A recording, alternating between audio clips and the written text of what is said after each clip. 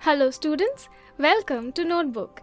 Today we shall discuss a very interesting conversation between two animals, the lion and the camel. The lion is the king of the jungle and the camel is the sheep of the desert.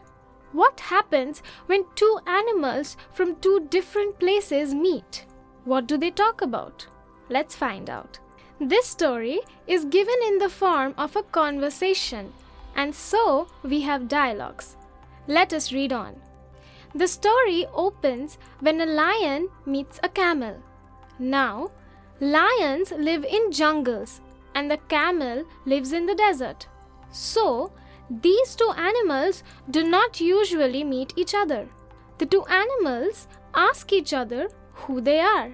The camel replies that it is the sheep of the desert, and the lion replies that it is the king of the forest. The lion is surprised and asks the camel how it can be a sheep. It is just an animal. The camel smiles and replies that people call it the sheep of the desert because it can walk on hot sand of the desert. The lion blinks in surprise and says that it cannot walk across a desert, but it can run in a forest. The camel says that every animal can run in the forest, but it can run in the hot desert at a speed of 25 kilometers an hour. The lion is very impressed.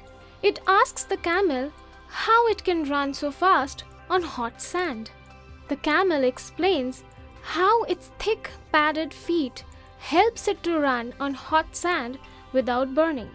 The lion points at its own feet and says that they too are padded and thorns don't prick it. It also helps him to run at a fast speed of 80 kilometers per hour. The camel feels proud of its ability to run on hot sand.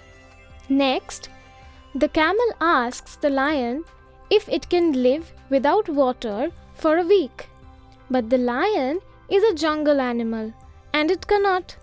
The camel says that it can live many days without drinking water as there are no rivers or lakes in the desert. It drinks 200 bottles of water at once and stores it for many days.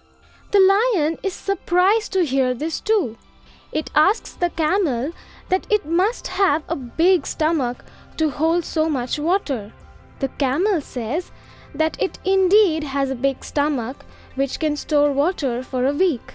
The camel also says that it can store food in its hump for 2 weeks.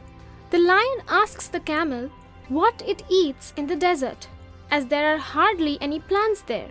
The camel tells the lion that it eats the thorny bushes found in the desert. The thorns don't prick its thick tongue. The lion finds it funny that the camel eats thorns too. The camel invites the lion to go with him to the desert. The lion refuses to go with the camel as it is not suited to a life in the desert. The lion cannot walk on burning sand.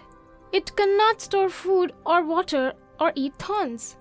Thus, it bids goodbye to the camel and wishes it good luck. That's the end of the story. We see how different animals are suited to different living conditions. With that, we come to the end of today's video lesson. We hope this helps you in your studies. See you soon.